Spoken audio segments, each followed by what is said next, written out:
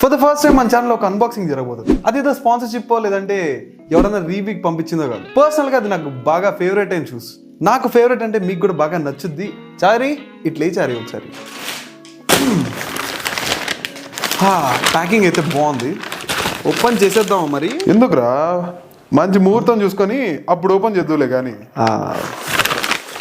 అంటే మరి లేకపోతే ఏంట్రా 1 minute షాట్కి ఇంత ఓవరాక్షన్ చేస్తున్నావు?